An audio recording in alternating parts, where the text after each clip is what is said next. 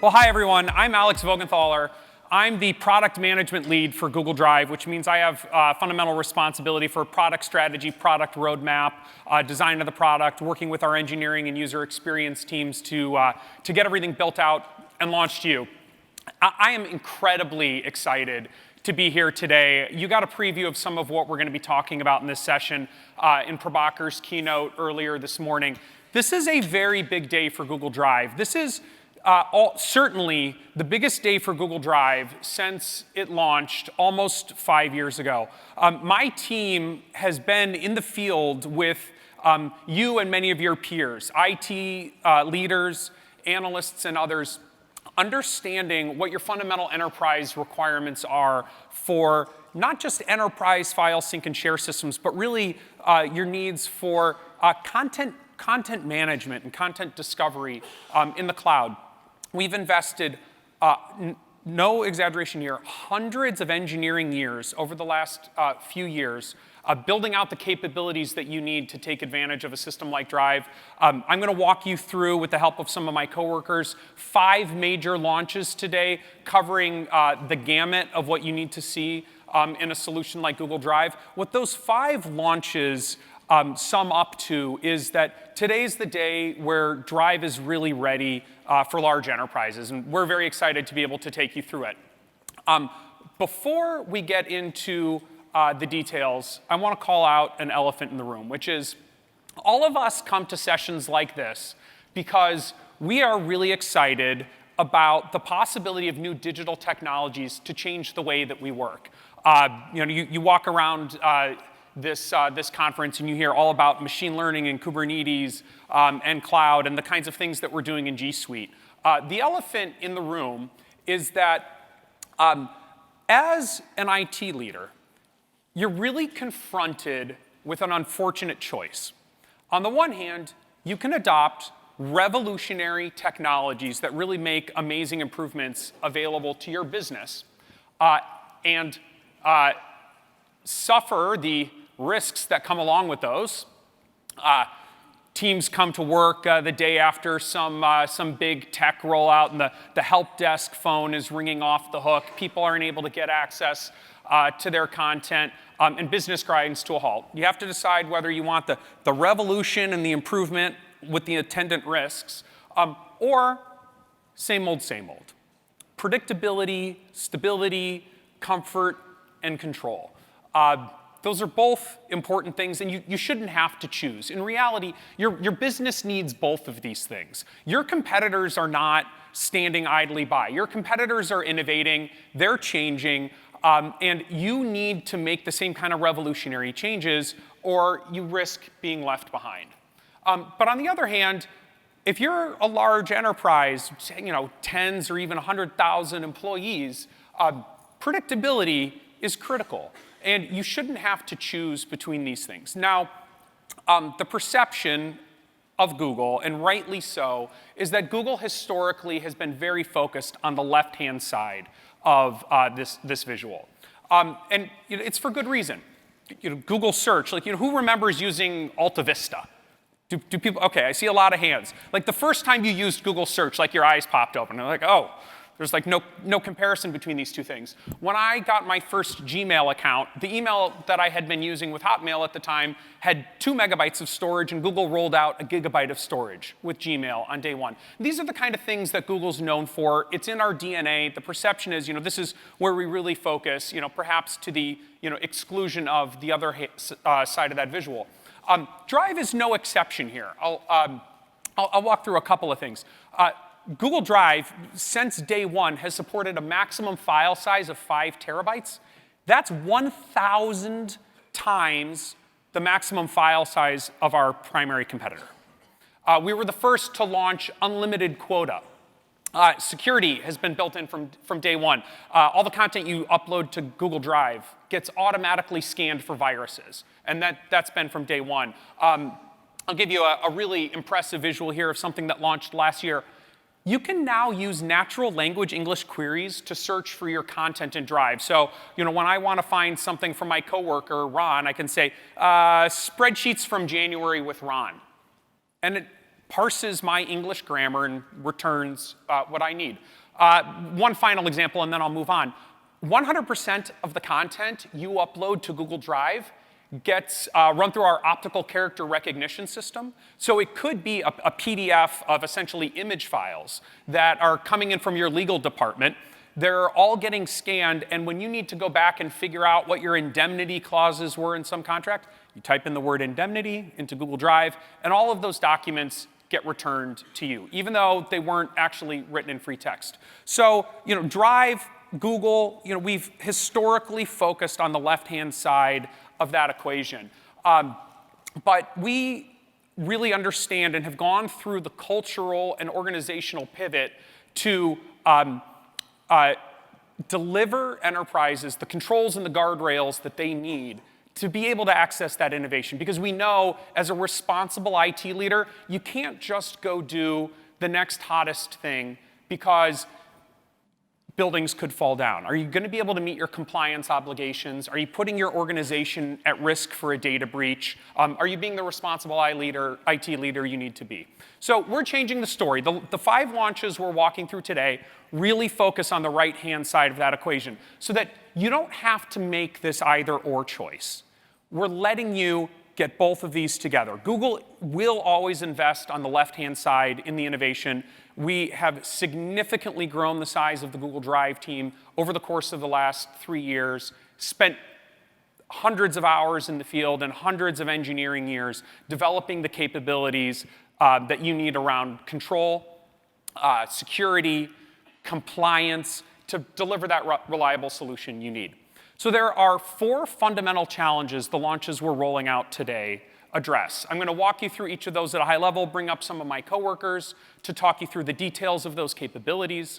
We're going to do a few demos, and I think you'll see that these launches that roll out today really make Drive the enterprise capability that you need. So challenge number 1 that we need to address is all of your employees have a set of expectations and needs that have evolved over the course of, at this point, almost 30 years for how they find and work with content.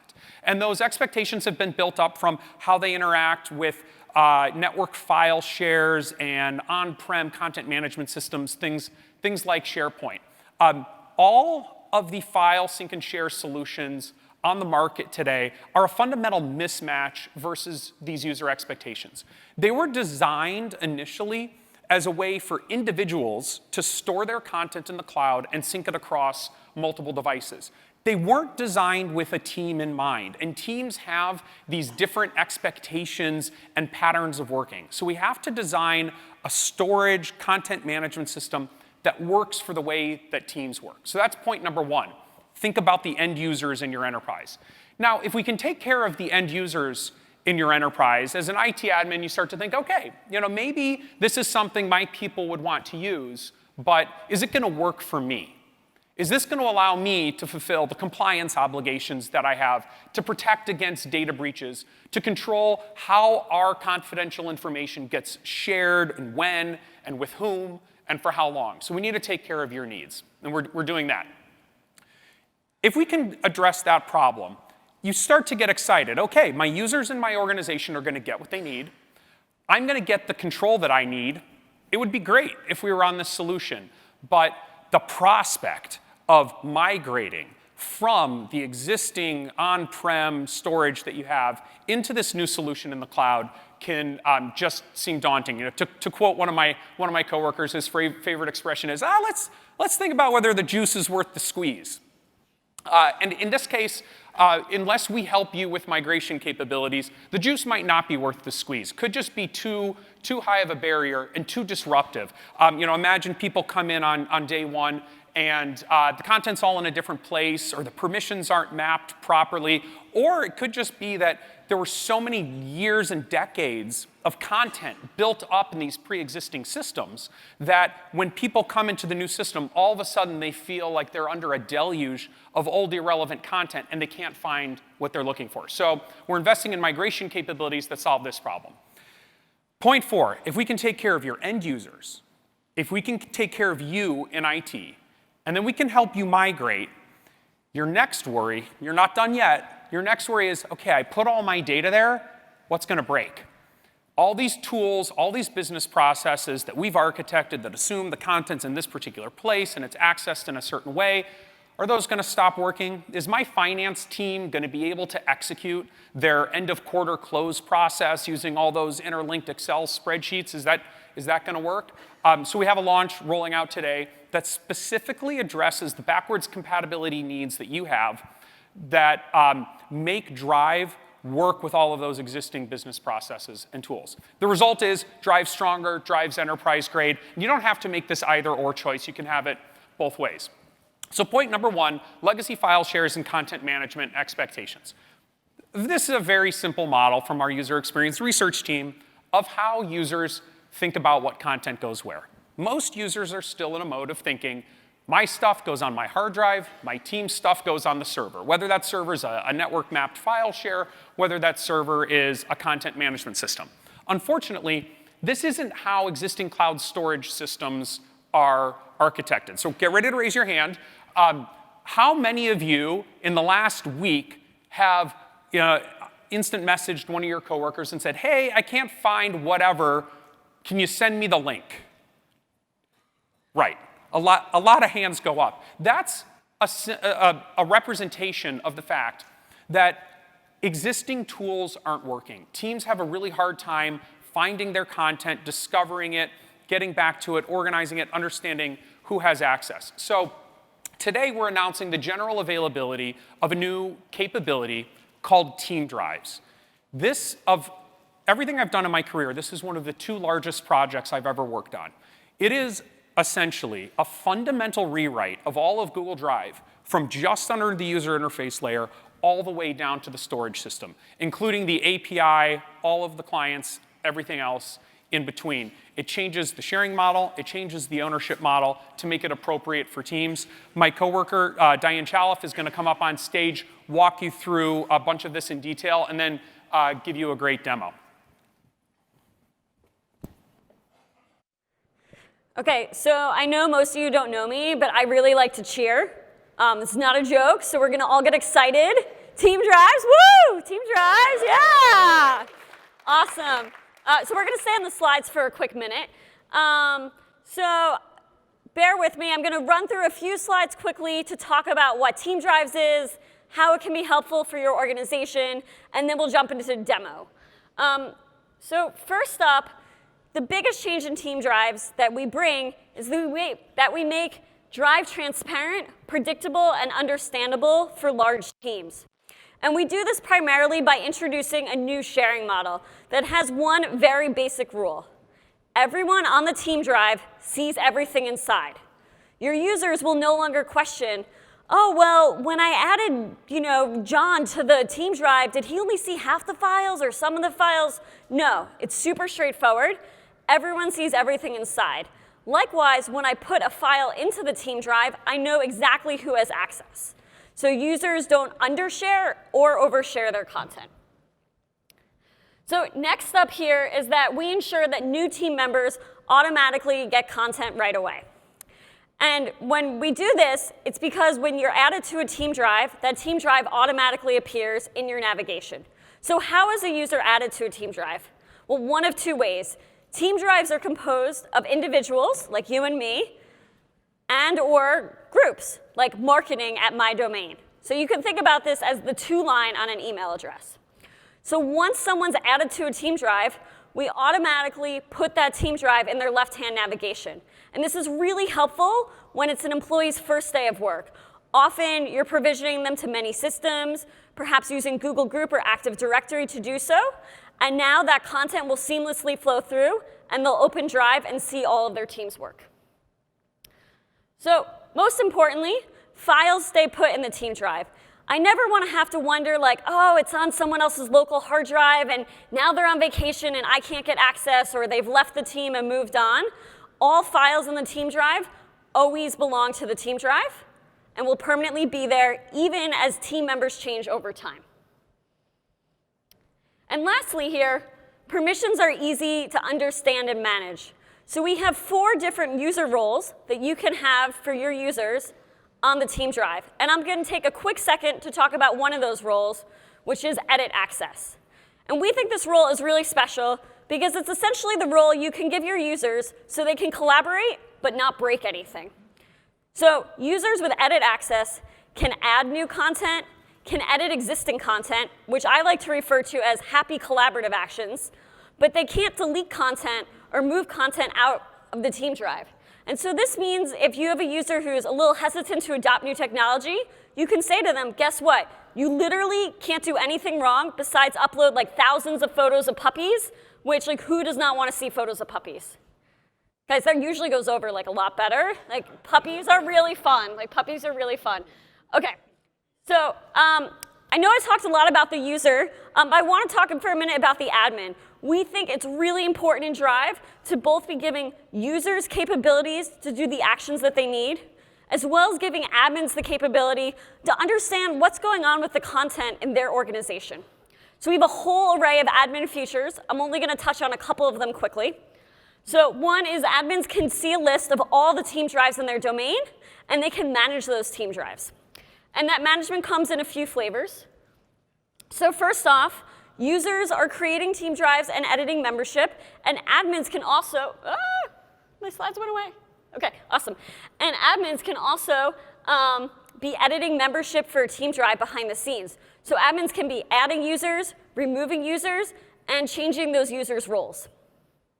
Also, with team drives, all your events show up in the Drive audit log, just like files do today and actions today that take place in my Drive. In addition to these capabilities, we have the capabilities to restore deleted content. So if you have a user that like deletes content and wants to get it back, you as an admin can go in and recover also other team drives and also find team drives with specific sets of members. So we know that team drives is a really big step forward in how Drive might be used in your organization. And so we want to aid in that deployment process.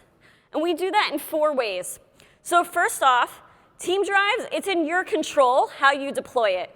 You can pick which users in your company can create team drives. And generally, the way we see this used is that IT admins or team leads will go in and make a few team drives for their team to get them started, maybe have a lunch and learn, get everyone familiar with team drives, and then turn on creation for the department or the team. So we're really excited that you have a lot of control over that deployment process and encourage you to roll out team drives as it makes sense for your organization. Next up, we also offer a change management guide, again, to help with some of these best practices, in-product training that walks your users through the new feature, and as always, our help center. So with that, I'm going to jump over to the demo, and I'm about to get a lot taller, so I'm really excited. You guys ready? Okay. So I know on the stage that I was working at Google, but now I work for a toy manufacturer. So just picture I changed jobs. And I'm going to walk you through what my life is like as a toy manufacturer using Drive and team drives. So when I first joined my company, I got told that I was going to be on the remote control cars team.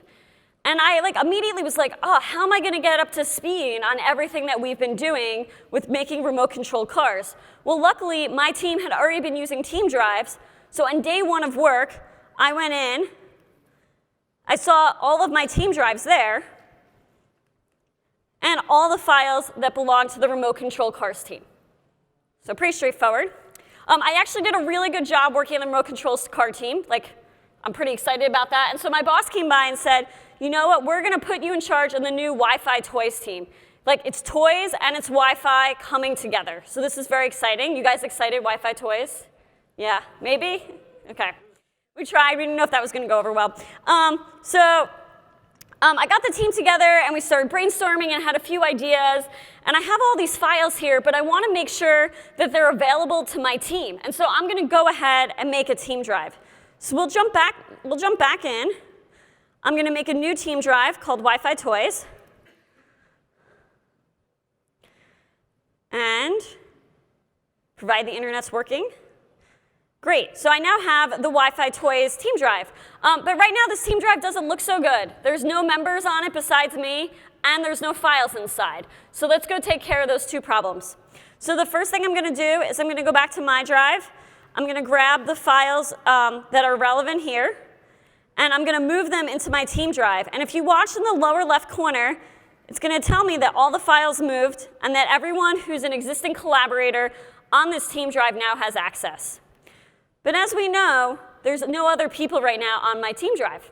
So let's go add some members. I'm going to add two people here. I'm going to add a group, Wi-Fi Toys. And I'm going to add my summer intern, Clay. And I'll leave them a quick message.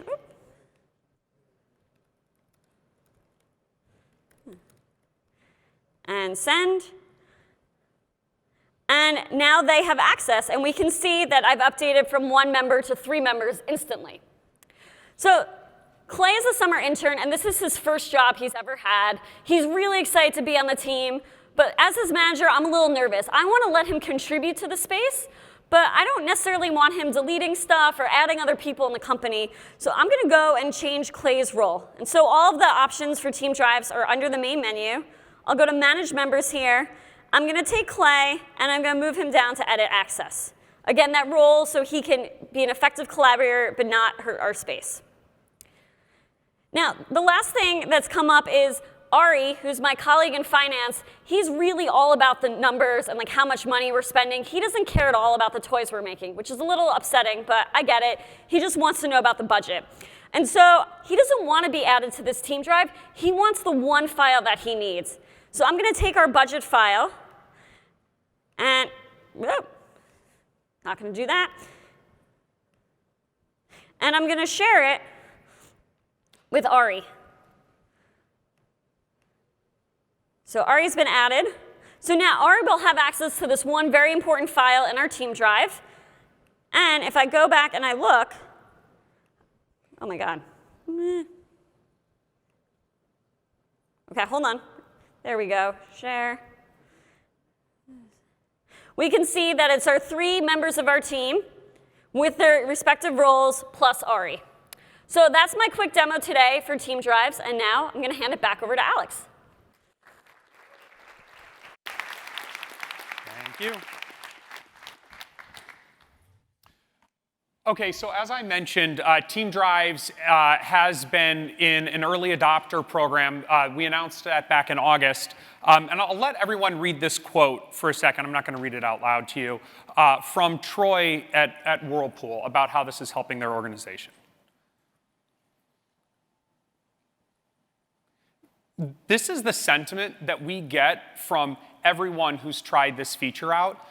It's been testing with hundreds of thousands of customers at this point. We've put over, I was estimating it this morning, over 1,000 hours from our user experience research team into this. And as you can see when Diane walked through that demo, Team Drives strikes a really great balance. It's this, what we really think we found the sweet spot between the controls and the capabilities and the sophistication that people need, while also being a very easy to use product. So there's some more information on the last slide of the presentation about how you can enable Team Drives for your domain. I'll underscore the point that Diane made, that you're in control. You can choose to turn on Team Drives today for your entire domain, let 1,000 flowers bloom, let people there start creating Team Drives, or you can take a cautious approach, plan out what you want the information organization of your domain to be, and only then roll it out to everyone in your domain. So if you remember those 4 boxes we had on the screen, we've dealt with the first. Users who work in teams have expectations about what team ownership means versus individual ownership, where my stuff goes, where my team stuff goes. And that's what Team Drives addresses. What we have to do now, though, is make you, the admin, confident in moving your data from your on-prem legacy system into Drive. And you, by rights, should be concerned. You should be nervous. You should have us prove to you that Drive is going to be an environment that will keep your data safe, reduce the likelihood of a data breach, and allow you to fulfill your compliance obligations. Before I get into the major launch that we're rolling out today, I just want to highlight this is not a one and done effort for us. We actually now have multiple dedicated teams focused on building admin controls, and there's a steady drumbeat of launches in this area. We had a major launch in this area just as recently as January. Here we are 2 months later with the next one. So I'll get into that in a second. But a recap of what we launched in January. So data breaches. You should prevent data breaches in the first place rather than having great tools to remediate them. You should have both, but prevention is where you want to start. So Drive Data Loss Prevention allows you to identify critical content that shouldn't be shared outside of your organization. The classic examples here are the human resources team that has files full of employee social security numbers, or maybe an accounts receivable team, or order management team that has credit card numbers. You need to ensure that those numbers, those key identifiers, don't inadvertently or purposefully get shared outside of your organization. And it's not enough to just get reporting after the fact about when that happens, because then the cat's already out of the bag. You need to be able to scan, identify, and proactively prevent that content from leaking. And that's what Drive Data Loss Prevention does. It supports a myriad of special numbers and patterns across the world. This is just a subset, what we could get on the slide, social security numbers in the United States, SWIFT banking account numbers, and the list goes on and on. But you're not just limited to a predetermined set of templates. This is fully customizable. Whatever industry you're in, whatever geography you're in, you can come in and create the rules that will prevent that content from leaking outside of your organization. You can customize it. One of the issues that many solutions on the market like this suffer from is the boy who cried wolf syndrome, where they're constantly alerting, and you just end up getting used to ignoring the alerts. So there was one little thing over here, there was one little thing over here, and then you don't miss. There were 10,000 hits, and that slips past because you've trained yourself to not pay attention to these warnings. There are content count and frequency thresholds in data loss prevention so that you can go deal with an issue when it rises to a certain level. If you remember that slide I had in the beginning about Drive's innovations, one of those fundamental innovations is optical character recognition for every piece of content that gets uploaded to Drive, including all the scanned documents that might come in from legal or an orders team. We OCR all that content, so that content is also protected by DLP. So that was in January. That's available to everyone on the G Suite Enterprise SKU. The launch today is in the area of content governance. I've talked a lot about compliance so far. If you're a large company, you have a lot of compliance burdens. You are probably subject to some rules that say data from the finance team all has to be retained for a minimum of 7 years. And you, as the IT admin in conjunction with your legal team, want to ensure that 100% of that content gets deleted at 7 years and a day. You need tools to be able to do that. Another use case is if you're a big company, you probably get sued pretty regularly. In a lawsuit, you need to make sure that no documents are destroyed. So you have to be able to put people on a legal hold and not just extract the content that they have, but guarantee that any matching content can't get deleted from the system. This is what Vault for Drive does. It's in general availability today. It lets you set these retention and deletion controls for all the content that you have stored in Drive. It's very easy to set up. You can set up rules based on what organization someone works in, for example, finance. You can set up rules, so anything related to Project X, maybe there's a lawsuit related to Project X, it's all going to get retained. And a really important point, when we say that's deleted, it's really deleted.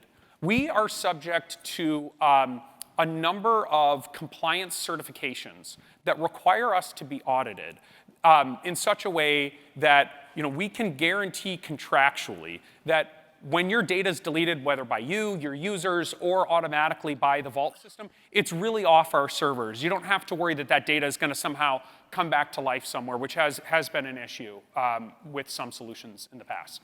So that's Vault. If you think about DLP and Vault, and those are just two examples. Vault's launching today. There are many things we've launched and many more that are coming up. Expiring sharing, is one recent launch. we're really investing in this whole area of controls for admin. So you as the admin can now get comfortable that if you move your content into Drive, you're responsible, you're taking care of your obligations. So you could imagine, hey, it's a solution I might want to get onto. But the idea of migrating onto one of these solutions can be pretty daunting. Not only do you actually have to move file contents themselves and extract them out of a legacy content management system, you also have to map all of the permissions properly to make sure no one loses access to content, and also so that content doesn't get opened up too broadly, inadvertently. You also need to deal with the issue of legacy data. You don't want users in this new system to feel like they're drowning under data that's accumulated over years in your pre-existing system. So migration is something we need to help you with. And so we're very pleased to announce our acquisition of AppBridge. AppBridge is the #1 Google partner for migration onto the G Suite. They have an enterprise-grade solution, a background in migration from companies like Metalogix, and the product they've built is really quite impressive. So I'm pleased to bring Cameron Wallen up onto the stage. He's going to talk to you about what he and his team have built.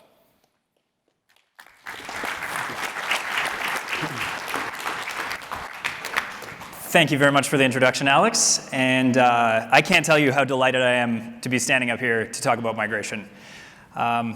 It is something that I personally am very, very passionate about, and I'm very much looking forward to introducing you to AppBridge. I've had the pleasure of working with some of you in the room today, but for the benefit of those of you that I have not had the pleasure of working with, I'm going to dive a little bit through the company, AppBridge, and then why, as a company, we are a fit for Google and the future of Drive.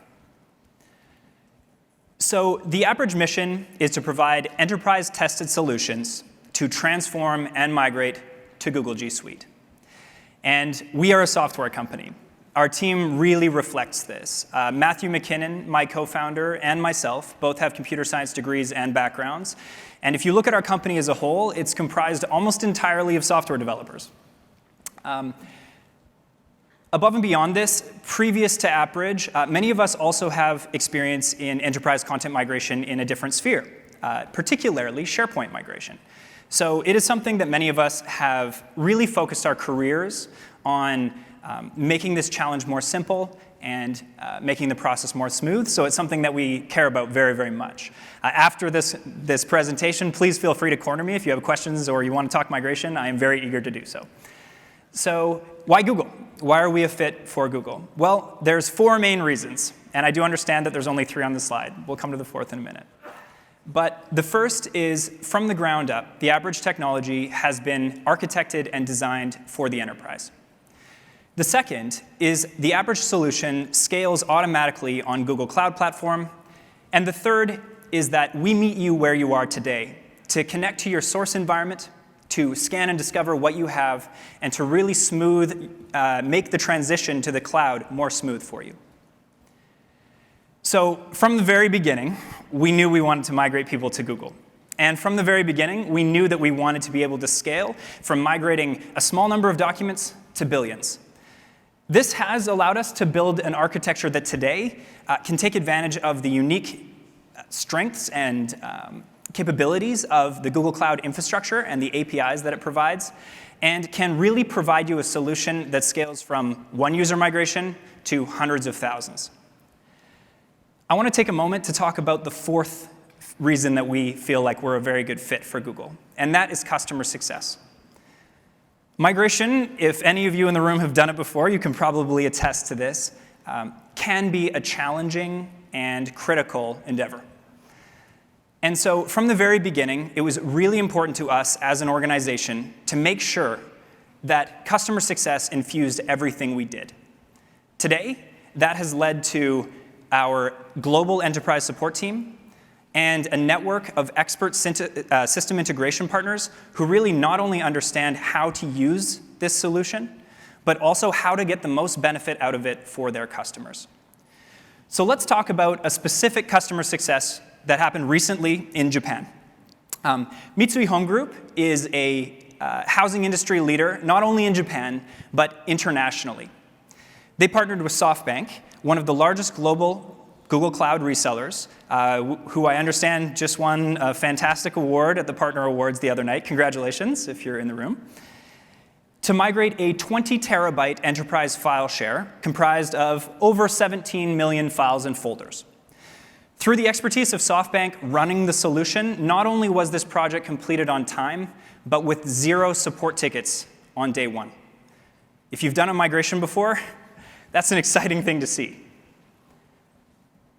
I'm very excited to say that with the enterprise focus of Google Cloud, this will only evolve and enhance our ability to support migrations far beyond anything that we've been able to do before.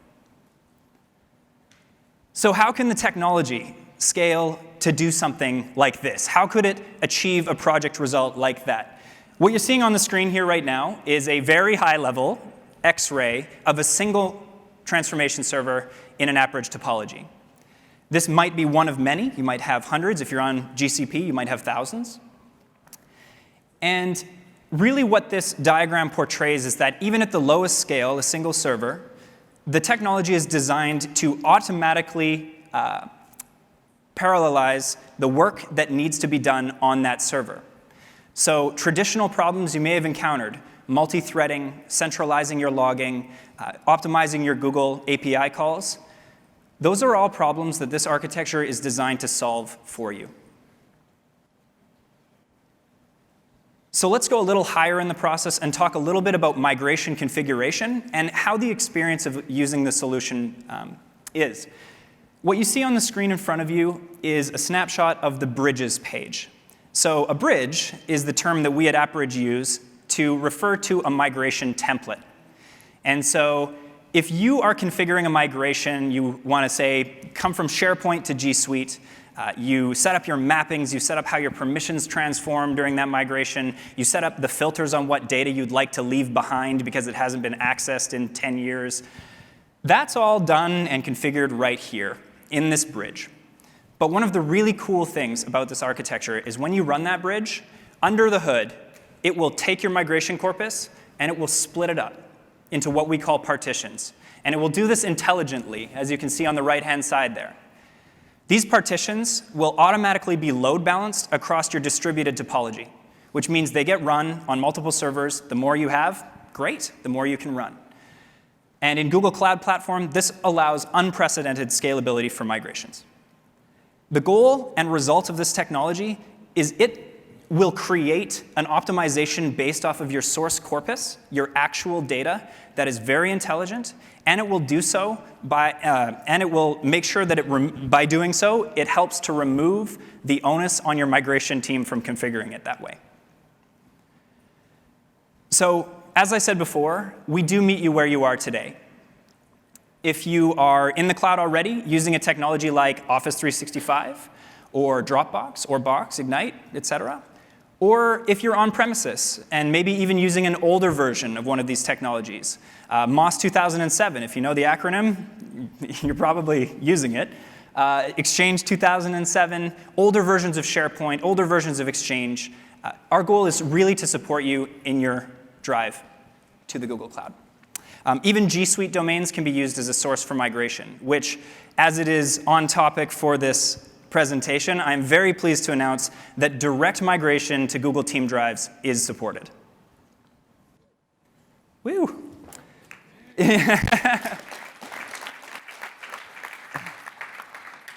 So let's talk about transformation. It is very rare that in our experience that a migration is simply picking up your data that lives here and putting it there. Generally, there are specific transformation points in your migration project that you'll want to ensure the software is aware of and can handle automatically for you. To help facilitate this, I have a few features here that I'm going to talk through that really help you plan your migration and make sure that it's successful. The first is the software includes an entirely fleshed out discovery, scanning, and reporting functionality that allows you to discover what your corpus looks like before you actually run your migration. This is things like, how many objects do I have? Not just files and folders, but how many permissions? How many API calls am I going to have to make? If you've done a migration, you know that's probably the bottleneck. Finding out that gives a really good way of finding out how long your migrations will take in the end. Things like watch points. How deep are my folders? Do I have too many permissions in places where they shouldn't be? This then leads into the ability to start your migrations as soon as possible. Incremental functionality built into the solution gives you the ability to run your migrations initially and then pick up anything that's changed in later waves. So good examples of this are, say I want to migrate all my documents initially to get the data there for testing, for getting the migration out of the way. But then I want to migrate my permissions later. Incremental migration. Check a box, rerun it. No problem. Another very common case is if you migrate 1 billion documents, even with 6.9 success, you're going to have a couple failures. So repairing errors during migration is built in. You can pick up only the failures and migrate those. You don't have to recrawl the source. Only remigrate the failures, and now if you fix them, they're good. They're solved. And as somebody who has run many migrations in my career, the last point is really, really important to me personally. Validation. To make sure that our customers are able to be very confident in the results of their migration, we've built a data-centric approach to our logs. What I mean by that is every single object, and I don't mean document, I mean object, in the migration is tracked in your transaction log. What that means is every permission, every file, every folder, it's in there. You still get the summary logs, the high-level throughput statistics, your error categories to fix broadly what might have gone wrong if you have millions of documents that have migrated. But you also get the ability, if a user files a support ticket post-go-live, to filter down and find the specific document and what happened to it. Not only that, it's actionable. So you can then fix the problem, rerun that one document if you're a help desk employee or someone else looking to solve this problem for the customer, right from the log. So I'm incredibly excited about the future of migration with the new partnership between Google Cloud and AppBridge. And I want to close with a quote that was said to me by one of our larger customers, a company called Lafarge Holcim, upon the completion of a 55,000 user, roughly 60 million object migration that ran in about 6 days. The quote goes as follows. When we started this migration project, the drive migration aspect was our biggest concern. It is now our smallest. I hope that through this partnership, that mentality, seeing that experience, becomes the norm. Thank you very much.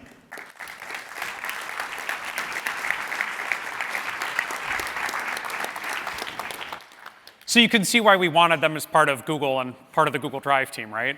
Like this is the kind of expertise that we need in-house to be able to take care of the challenges that you have. So a meta comment here. Today we're announcing the acquisition of AppBridge, but as we are focused on delivering the capabilities that IT leaders need, we are aggressively partnering, integrating, and even acquiring where required, because we know that we have to provide the complete solution to you. So if you remember those 4 boxes that I had at the beginning, number 1, take care of the users. Number 2, take care of the admin. Number 3, help with the migration, get you over the hump. Number 4 is what happens the day after migration. All the content's moved, we've dealt with the errors, you've validated the audit logs, and now if you're Meet Sweet Home, you have tens of terabytes of content that used to be within your walls, that your users had access to on the network file share, and now it's in the cloud. This laptop here probably has 128 gig SSD hard drive in it. And many of your employees are running on similar hardware. And you've now just put 10 terabytes of data into the cloud. So how do you get your users access to all that data without breaking all of their training, their expectations, and the workflows? I mentioned the example of a finance team that's trying to execute an end-of-quarter close process with a bunch of interlinked Excel spreadsheets. If a couple of those Excel spreadsheets have been synced down to a PC and then it ran out of space, something was left behind, a data set was left behind, those business processes break. So we have to help you with that issue. And we are today announcing the early access program for Drive File Stream, which solves these exact problems. My coworker Akash is going to come up, tell you about it, and give you a live demo.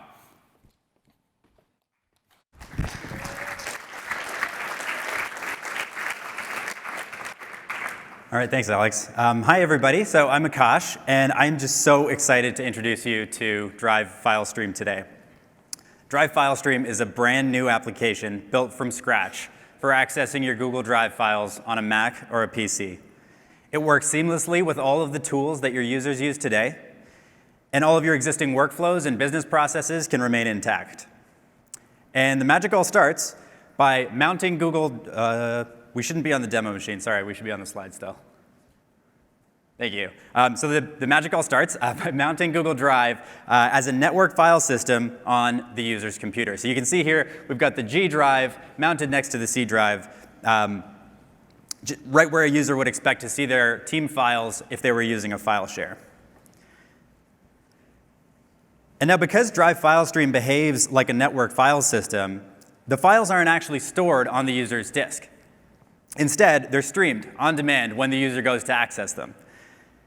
And that's because we've heard from customers again and again that when they use traditional sync clients, users will sign in and then immediately their hard disks will explode because they fill up their hard disks with all the content that they need from Google Drive. And so Drive File Stream makes this a problem of the past. Users can access loads and loads of files that occupy only a very small footprint on their computer.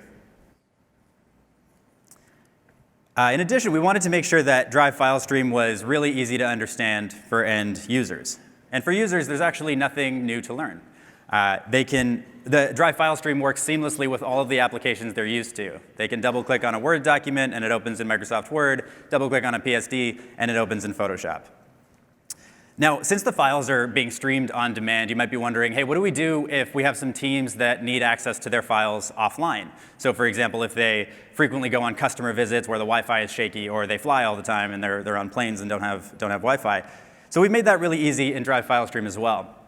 So with Drive File Stream, users can right-click on any file or folder and choose Make Available Offline, and then the files get downloaded and kept in sync so that the user can access them on their computer no matter where they are, whenever they'd like. Next, and this one's really important to me, Drive File Stream is fast. The team has worked really, really hard to make sure that every action that a user takes is super quick, whether it's navigating through folders, opening files. Just for a quick example, the average first sync takes only about 23 seconds. So think about it. You download Drive File Stream, you install it, you sign in, and then within seconds, you can be up and running and ready to get productive. When you compare this to traditional sync tools, those can take sometimes like hours or even days before all of the content is downloaded to the computer. So the difference with Drive File Stream is because we're not making the user wait for every single file to get downloaded, they can get up and running almost right away. And lastly, Drive File Stream works great for end users, so that's good. But as an extra benefit, IT professionals can rest easy knowing that for the majority of files, the actual content of the files is not sitting on the user's laptop. So if a device were to get lost or stolen, all of the data doesn't necessarily go with it. So IT teams can be comfortable knowing that their important corporate data is actually safe. So that's enough talking about Drive File Stream. I want to show you a quick demo of what it looks like in action. So we'll switch over to the demo machine here. All right, so for today's demo, we're going to pretend that I work with Diane at the toy company from earlier. And I actually work on the marketing team, and I'm preparing for our big launch later this year, and I'm planning for our TV commercial. So I want to take a look at some of the files that they've prepared. And I'm using a Windows 10 computer here, so I'm just going to launch Drive File Stream, and I'm going to get signed in.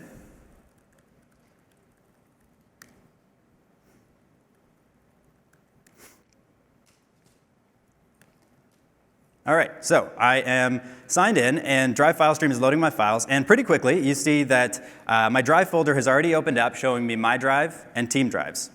And if you look to the side here, Google Drive is actually mounted on my computer. Right here next to the C drive, I have a G drive. Now let's start exploring. I'm going to thank you. It's pretty cool.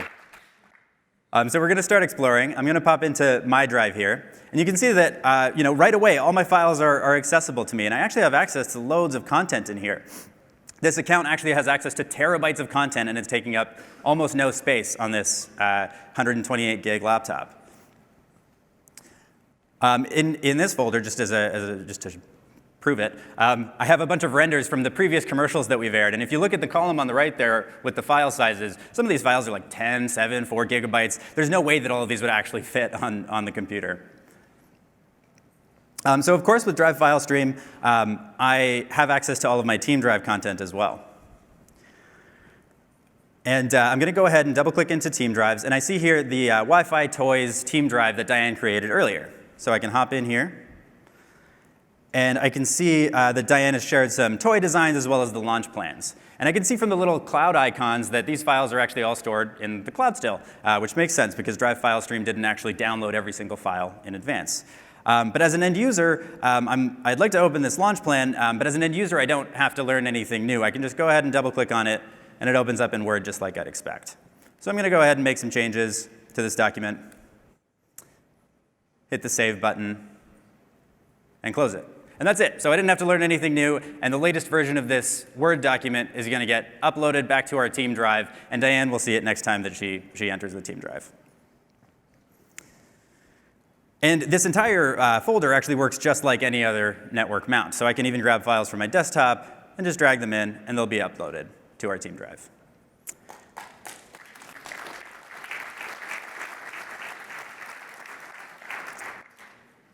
All right, so there's one last thing that I wanted to show you. I'm about to head out to meet with our marketing agency to discuss this new commercial, and I'm not sure if I'm going to have Wi-Fi when I get there. So I can actually just right-click on this Team Drive. Oops. Just right-click on this Team Drive and choose Available Offline. And now this Team Drive is going to be accessible to me when whether or not I have an internet connection when I get there. And that's Drive File Stream. So thanks. We've piloted Drive File Stream with a few customers, and we've been just thrilled with the feedback. It's been really positive. And like Alex mentioned, we're excited to announce the early adopter program for Drive File Stream for customers on the G Suite Business, Enterprise, and Education SKUs starting today. So we're really excited for you guys to get your hands on it. Thank you so much.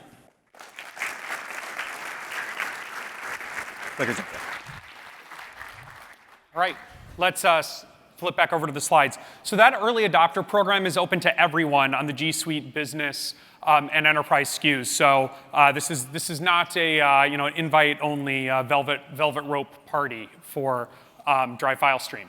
Okay, so if you remember the 4 points that we started this presentation talking about.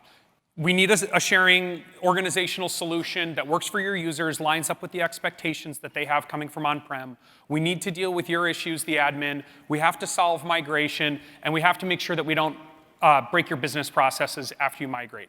We've covered all of those. 4 launches today, Team Drives, DLP came in January, Vault comes today, the migration acquisition with AppBridge, and Drive File Stream today. If there's one thing you take away from this presentation, what I want you to take away is the Drive team in particular and G Suite overall are heavily invested in the needs of IT leaders. We're very cognizant of the challenges you face when trying to migrate on to a solution like that, and we are addressing these problems. So that if you remember that left-right chart that I had up at the beginning, the revolutionary innovations that come with the chaos and the buildings that have fallen down, or predictability, same old, not really helping your business innovate. We don't want you to have to choose. You should be able to get both of these. Google and Drive, we've always invested heavily on the left. We're known for that. You know us for that. We are now taking very seriously the issues on the right. This is not a recent development. It's been 3 years in the making, hundreds of engineering years of effort that have gone into this. So that's where I should leave it today, but one more thing. The one more thing is innovation, like I said, is in our DNA. And while we are investing heavily in the right-hand side of that chart, we're Google, we're Drive. That is not all that we're doing. And I want to give you a preview of where Drive is going in the future. It's really exciting. It's what I personally find very compelling about this project. If you remember Prabhakar Raghavan's keynote speech this morning, he announced that we have 800 million monthly active users of Drive. That's not 800 million people who have ever signed up for an account. We have 800 million people who use it every month. Those 800 million people have stored trillions of files in Drive. And what gets me motivated to work on this effort is to think about what those trillions of files represent. They're not just documents that have been stored somewhere. What those files are, and really in the context of an enterprise, they're the enterprise's knowledge. If I take the example of Google, we're heavy-duty users of this, obviously. It's every requirements document that's ever been written at the company. It's every strategic analysis. It's every business plan. It's every post-mortem for an outage. All of these things are stored in Drive. And all of those things for an equivalent company who might be on-prem, they're all stored in their filers. But is that filer or is that enterprise content management system doing anything to deliver that content to the right users at the right time to help them be more productive in their job? No. When was the last time your H colon popped up and said, here's the thing you need to know right now?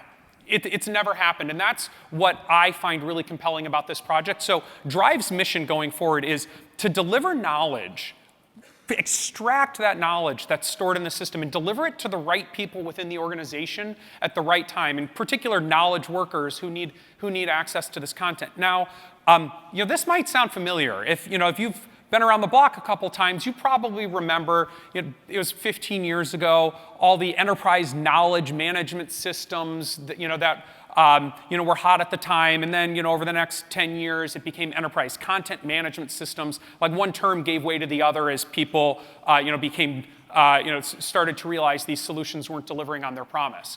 The problem with enterprise content management today is that everything in there is stale. Like, I've never heard anyone say, my ECM system, I find everything I'm looking for. Like, first time, every time there, it's exactly, what I need to get my job done. And the reason the content there is stale is that they require people to go in and, manually add metadata tags. This was a requirements document, and this was on, a project about, lighter than air flight, whatever it was. People don't do that. It's like, flossing. Your dentist tells you should floss, every day. You probably don't. That's exactly how enterprise content management systems are. And as Google, we have the ability to solve that problem. Today, we're announcing quick access for team drives. This is really a revolution in Google Drive. It might look very simple, and the user interface is deceptively simple on the surface. It's 4 to 10 documents that you probably want to look at right now in a sliding carousel. But that's just the tip of the iceberg. What you don't realize looking at this very simple user interface is the massive amount of machine learning under the hood that's powering this. And what it's doing is it's looking across your team. What document has your boss just commented on? What are the trending topics in your organization? What meetings do you have coming up later today? And given all of that information, the machine learning model processes, what do you really need to know right now? No tagging required. And it serves up that knowledge to you at the right time without anyone in your organization having to manually tag anything. If you think about 800 million users and trillions of documents stored in Drive, this is the only way to solve that problem. There's no way individuals could go in and tag and curate that amount of data. We really need the Google machine learning capabilities that you've heard so much about at this conference.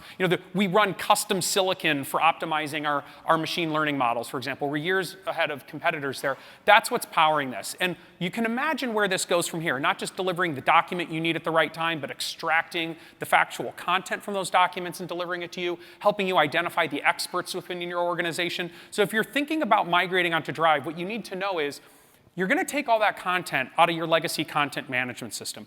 You're going to put it up into Drive, and that content will, over time and continually, get unlocked, and the value is going to get delivered to you. A couple hard stats. So quick access has been in production for a set of users now for a period of time. It's one of the most impactful projects of this sort that I've ever seen at Google.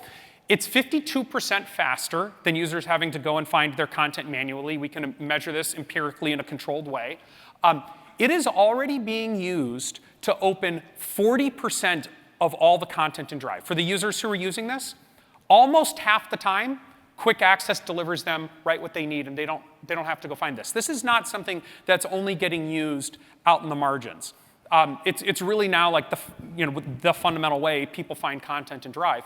And for the set of users who have been using quick access so far, every day, it saves them 5.5 weeks of busy work, digging around, looking for content. So that's what you can expect from us in the future. That's why I'm really excited to work on this. And that all builds on this enterprise-grade foundation you just heard us spend so much time on. We know that you wouldn't get access to these kind of capabilities, wouldn't be able to access them without having that enterprise-grade foundation under the hood. So 3 to-dos for the end of the presentation here.